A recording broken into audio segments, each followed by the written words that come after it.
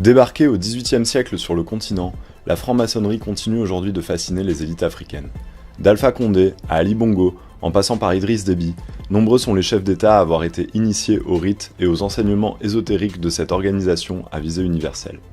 Dans ce nouvel épisode d'Afro Pertinent, le chroniqueur géopolitique Kémy Séba reviendra sur l'influence de la franc-maçonnerie sur le continent et nous expliquera comment les loges africaines demeurent des instruments de domination incontournables pour l'Occident. Bonjour Kémy Séba. Bonjour mon frère. Aujourd'hui, nous allons parler de l'influence de la franc-maçonnerie en Afrique. Quelle est votre lecture? Alors, très cher frère, il y a énormément de choses à dire lorsque l'on aborde la thématique de la franc-maçonnerie et l'Afrique. On ne peut pas comprendre la puissance de la maçonnerie si on ne comprend pas déjà son historique, son installation et son évolution. Il faut savoir que dans sa vision, la franc-maçonnerie met toujours un point d'honneur à être toujours dans une démarche d'analyse prospective. C'est-à-dire qu'ils sont toujours dans une dynamique de prévoir, plutôt pendant que l'être humain, lui ou l'Africain de manière générale, en tout cas, se contente toujours que de voir. Ce qui fait que bien souvent, ils ont été des avant-gardistes sur les changements de société qui arrivaient, d'accord ? Ils sentaient, par exemple, certains systèmes qui étaient en train de s'effondrer, et ils ont toujours été des entités qui étaient dans une dynamique d'être des traits d'union entre le passage d'un ancien monde à un nouveau monde, que le nouveau monde soit bon ou mauvais.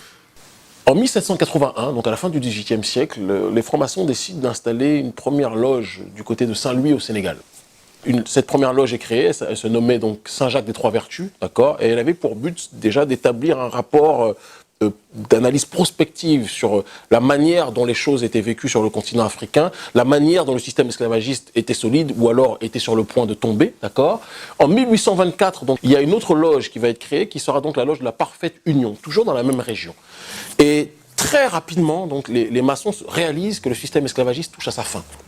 Non pas que ils étaient en opposition frontale, contrairement à ce qu'on voudrait nous faire croire, hein. Aujourd'hui, ils se présentent comme des abolitionnistes de la période de l'esclavage, mais ce n'était pas tant sur le terrain doctrinal qu'ils étaient contre la servitude, on le verra après, puisqu'ils ont soutenu d'autres régimes qui asservissaient le peuple, mais ils considéraient que, de manière inéluctable, que ce soit sur un terrain économique, que ce soit sur un terrain social, la forme d'asservissement n'était pas quelque chose qui pouvait rester sous ce format-là, dans cette dynamique-là. Il fallait qu'il y ait un changement structurel qui puisse s'opérer.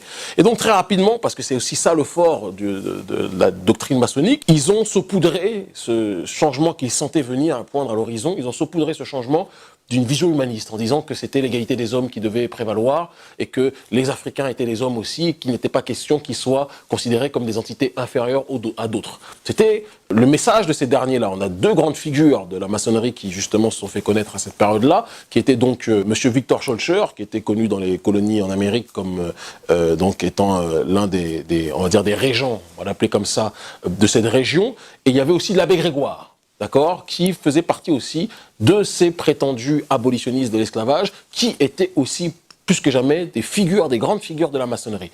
Alors, Victor Schœlcher a été celui qui, à qui on a attribué le rôle d'abolitionniste, celui qui a décidé qu'il fallait que les hommes africains et les femmes africaines puissent eux aussi accéder au rang d'être humain, alors qu'en réalité, qu'on soit très clair, il y avait déjà un certain nombre de rébellions qui existaient à l'intérieur des différentes zones occupées, on va les appeler comme ça, militairement, politiquement, de manière générale.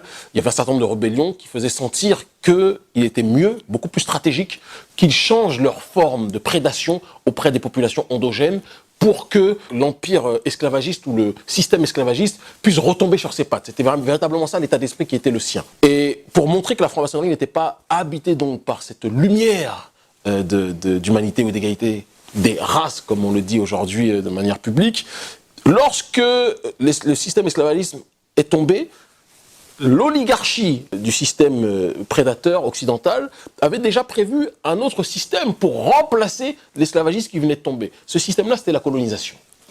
Et dans cette colonisation, les maçons qui étaient toujours aux avant-gardes des changements de société ont été encore une fois des figures, plus que jamais, d'instauration de ce système-là. On a quelqu'un comme notamment Jules Ferry, qu'on connaît en France, puisque c'est quelqu'un qui était dans tous nos manuels historiques, dans tous nos manuels d'histoire, dans tous nos manuels scolaires. Et Jules Ferry, le père de l'école française, comme on aime l'appeler entre guillemets, était de ceux qui disaient, il a déclaré de manière publique, on va peut-être en voir précisément sa citation là, mais de manière synthétique, il disait qu'en gros, il ne croyait pas à l'égalité des races, et il pensait qu'il y avait, pour certains peuples, le devoir de civiliser d'autres peuples. Il était nécessaire pour lui que la France, et que l'Occident de manière générale, civilise les barbares africains que nous étions. C'était ça son état d'esprit. Jules Ferry était un franc-maçon. Alors comment peut-on passer, si la maçonnerie est habitée par la volonté de lumière d'établir le système d'égalité des peuples, d'égalité des races, entre guillemets, comment la maçonnerie de Schœlcher et de l'abbé Grégoire devient la maçonnerie de Jules Ferry, une maçonnerie qui devient plus que jamais offensive dans sa volonté d'assujettir les autres peuples et d'établir plus que jamais, d'étendre plus que jamais son pouvoir comme il le faisait. Donc c'est là aussi des choses qu'on doit sur lesquelles on se doit de se questionner si on veut véritablement être les plus efficaces. Kémy Séba, vous avez parlé de figures exogènes de la colonisation, mais il y a quand même des figures endogènes de la colonisation. Bien sûr, il y a des figures endogènes qui malheureusement, bien souvent, avaient le plus sale boulot. On a des personnes qui ont été, d'ailleurs c'est très intéressant de le souligner, qui pendant très longtemps ont été considérées, même à l'intérieur du monde dit africain, ont été considérés comme des personnages respectables, des personnages qui avaient fait un travail, qui avaient contribué à l'histoire de l'Afrique, sous-entendant qu'en fait, quand vous êtes le laquais d'un système prédateur, vous êtes considérés comme des gens qui ont contribué à l'histoire, ce qui montre quelque part que tant que le lion, justement, n'écrit pas sa propre histoire, ce sera toujours le chasseur qui l'écrira. Donc il y a aussi un devoir de réappropriation historique plus que jamais à faire. On a des personnes comme Blaise Diagne, d'accord, sénégalais de son état, franc-maçon, qui a été dirigeant donc, sous la colonisation au Sénégal, puis qui a été par la suite parmi les représentants au sein du Parlement en France, d'accord, et qui, plus que jamais, a été un assimilationniste dérégulé, quelqu'un qui était un amoureux dérégulé de la France, il aimait plus la France que la France ne s'aimait elle-même,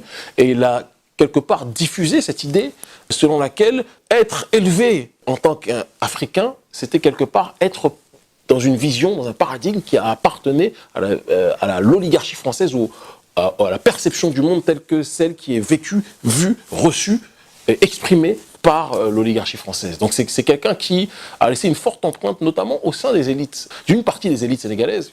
De l'autre côté, en dehors de Blaise Diagne, on a aussi eu des personnes comme Félix Eboué, pareil, qui pendant de nombreuses années ont été présentés comme il fut le premier sénateur africain afrodescendant de.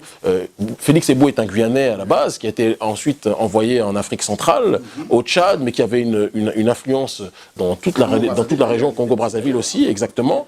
Et Félix Eboué, lorsqu'il a vu la France être attaquée ou colonisé par l'Allemagne, lui-même qui pourtant était un supplétif de la colonisation française en Afrique, là vous voyez un petit peu la chose, il a soulevé le peuple, non pas pour que ce peuple-là se décolonise vis-à-vis de la France, non, il a soulevé ce peuple pour que ce peuple-là travaille pour la décolonisation de la France vis-à-vis de l'Allemagne. Donc vous voyez ce que la maçonnerie a pu aussi, de manière idéologique, donner dans l'état d'esprit de personnes qui pourtant étaient éduquées. C'est-à-dire que des personnes comme Eboué étaient des gens éduqués, ce qui montre toujours que l'éducation et l'intelligence sont toujours deux notions très différentes. Blaise Diagne, Félix Eboué étaient des gens extrêmement éduqués, mais éduqués selon un paradigme qui n'était pas celui qui est en harmonie avec la réalité de son propre peuple. Donc quand on est éduqué par un paradigme exogène, on a toujours plus de chances de servir des intérêts étrangers que des intérêts intérieurs. Et on en revient aussi à un autre adage qui dit que lorsque la maçonnerie est venue en Afrique, aux élites africaines, elle n'a pas appris la doctrine qui est celle qui a inscrit quelque part la vision des droits de l'homme, puisqu'on sait aujourd'hui que les droits de l'homme, c'est une doctrine qui a été inspirée, influencée fortement par la bourgeoisie française et par la franc-maçonnerie. C'est quelque chose qu'on dit très peu, mais c'est quelque chose qui était pourtant extrêmement présent. Normalement, le triptyque des droits de l'homme, c'est de la liberté, l'égalité et la fraternité. Mais aux élites africaines, la franc-maçonnerie française n'a appris que la fraternité. Mais pas la fraternité d'homme à homme au sens d'égal à égal, mais la fraternité maçonnique. C'est-à-dire qu'il n'y a pas de liberté, puisqu'ils doivent décider d'un certain nombre de choses en fonction des ordres qu'ils reçoivent de leurs co-contractants et des personnes qui les cooptent. Il n'y a pas d'égalité, puisqu'il n'y a pas d'égalité entre le colon et le colonisé. Il y a toujours un qui domine l'autre. Mais il y avait une fraternité. Et la fraternité que la franc-maçonnerie a inculquée au sein des élites, c'était une fraternité maçonnique au sens que, en fonction d'un système de réseau, si celui qui te coopte te dit d'aller à gauche, tu vas aller à gauche. S'il te dit d'aller à droite, tu vas aller à droite. Et il y avait véritablement un jeu de marionnettiste et un jeu de marionnettes. Alors, ce que vous dites, donc, on peut comprendre qu'il y a une forte relation entre la France-Afrique et la franc-maçonnerie. Il y a une forte relation parce que de la même façon que la maçonnerie a été à l'avant-garde de l'abolition de l'esclavage quand ils sentaient que ce système était en train de tomber, mais ils ont été des précurseurs du colonialisme, on l'a vu avec Jules Ferry. Quand ce colonialisme a touché à sa fin, d'ailleurs il faut préciser que bon nombre de personnes qui pouvaient être francs-maçonnes ont rejoint aussi les rangs de manière opportuniste, disons les choses telles qu'elles sont, de la résistance ou de l'indépendance par rapport à ce colonialisme aussi, mais ils ont été, encore une fois, les garants, le ciment de l'établissement du successeur du colonialisme qui a été le néocolonialisme et dans la sphère francophone qu'on a particulièrement appelé la France-Afrique. Et c'est symbolisé par un seul homme, un parmi tant d'autres, mais un qui a été véritablement le pilier, Jacques Foccart, qui était le père des réseaux maçonniques sur le continent africain, qui était l'homme de De Gaulle, d'accord, qui, lorsque De Gaulle a vu qu'il y a eu cette indépendance qui se propageait sur le continent, que tous les peuples africains aspiraient prétendument à cette indépendance-là, il a demandé à son homme de main des réseaux africains d'activer, par justement ce système de la maçonnerie, un certain nombre de réseaux qui permettraient à ce que la domination française puisse se perpétuer quand bien même le format de cette domination aurait changé. C'est-à-dire qu'en gros, la pièce de théâtre reste la même, seul le décor change. On est passé d'un régime où on avait l'impression qu'on était officiellement en colonisation à un régime où il y a eu des indépendances, mais c'était pas des indépendances de fond, c'était des indépendances de forme. Et bon nombre de gens, c'était là aussi une des spécialités. Je pense qu'il faut qu'on prenne une grande attention à essayer de comprendre le mécanisme de la maçonnerie, sa capacité à séduire les élites qui ne sont pas forcément toujours systématiquement mauvaises. Beaucoup de maçons beaucoup d'Africains sont rentrés dans la maçonnerie, ou d'Afro-descendants sont rentrés dans la maçonnerie, étant séduits par l'humanisme présenté tel quel, parce que l'Africain a un réflexe extrêmement présent lorsqu'il s'agit d'être dans la dynamique de l'universel. Par essence, nous sommes souvent trop dans l'universel, beaucoup plus que les autres qui nous ont, entre guillemets, prétendument parlant, enseigné cet universalisme-là.